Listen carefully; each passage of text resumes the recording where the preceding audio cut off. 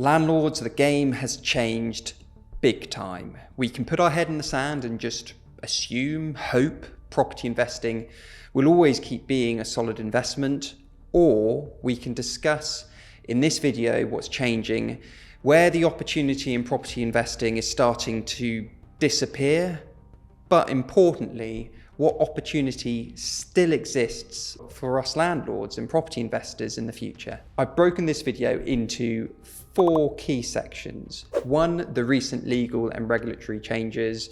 2, the current market trends.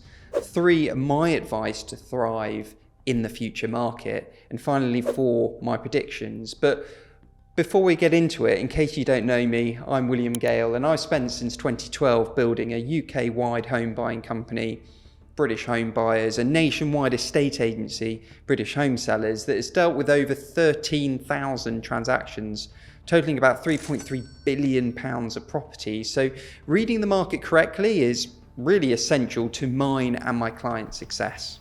So let's get into it. Section 1, the recent legal and regulatory changes. Let's start with the elephant in the room. There are less of us now. There are less landlords and less buy-to-let properties.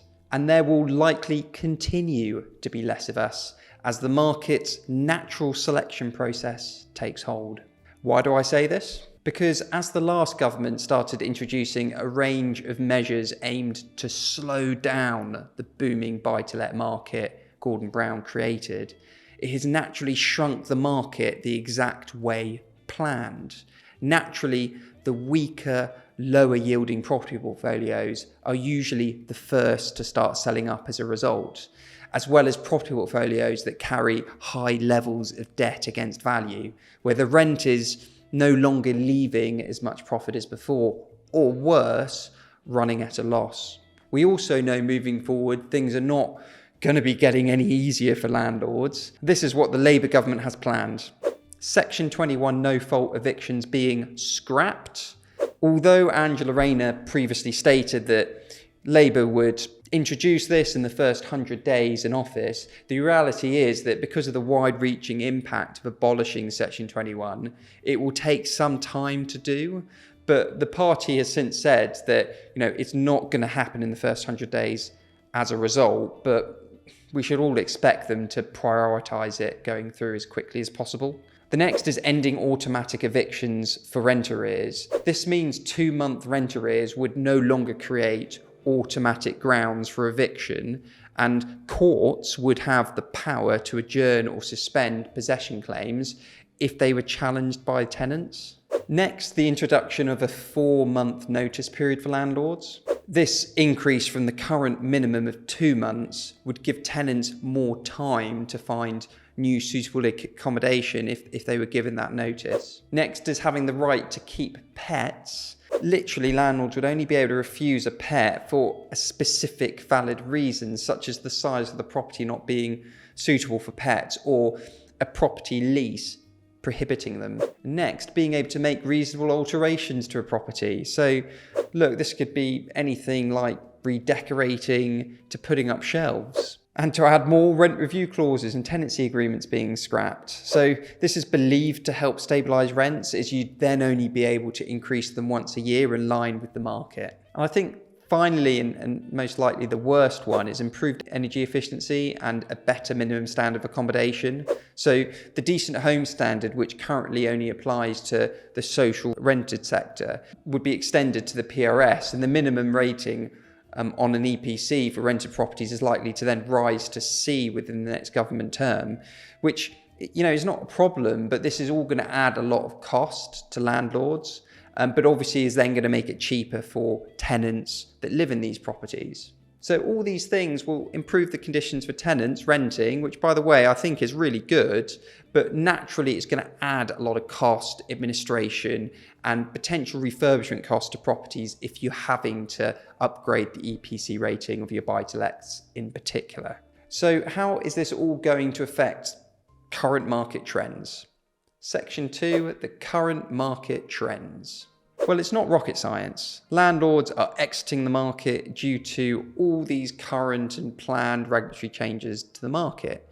And importantly, due to the more recent shocks of drastic increases to interest rates, which of course are starting to fall now. Just look here how the percentage of property on the market that are buy-to-let properties for sale has been climbing and climbing, with almost a quarter of properties on the market in London right now being buy-to-let properties for sale.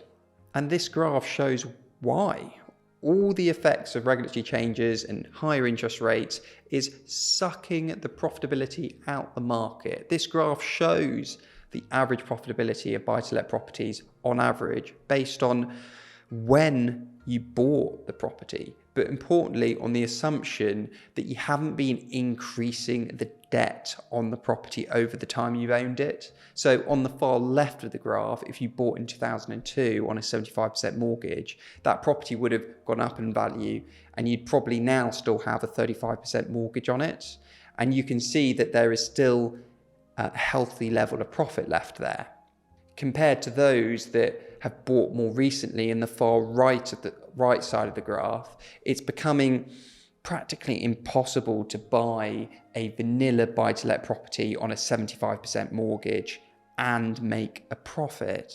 This really underlines my earlier point that the landlords that are hurting the most are those carrying high percentage mortgages against their buy-to-lets that also have low yielding properties below 6% yield roughly. So what's my advice to property investors? Section 3, my advice to thrive in the future market. You want to be greedy when others are fearful, and you want to be fearful when others are greedy. It's that simple. I completely agree with Warren Buffett here, because often the opportunities come from going against the herd. Property investing is proving to be a great example of this, because right now there is a huge supply and demand disbalance with the buy-to-let market at the moment. You can see here that the demand for buy-to-let properties has dropped 25% in the last year, and the supply of buy-to-let properties has increased 18%.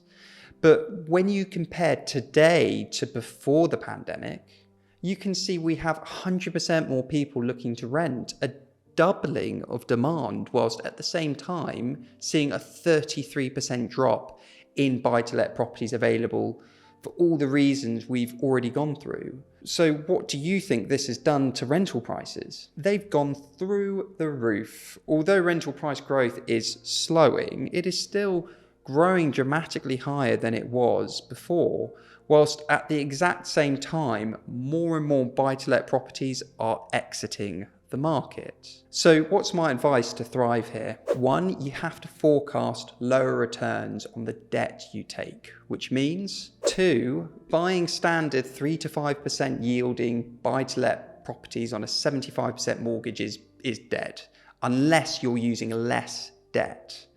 3, you need to focus on buying high-yielding properties in up-and-coming growth areas. Or 4, you need to focus on buying development opportunities you can add value to and flip. Or 5, you can add value to add equity in the property to rent, keeping your mortgage level low against the new higher value. Section 4, my predictions. There is a reason why Lloyds Bank is aiming to be the UK's largest landlord, why massive private equity firms are buying up literally billions of pounds of property around the UK.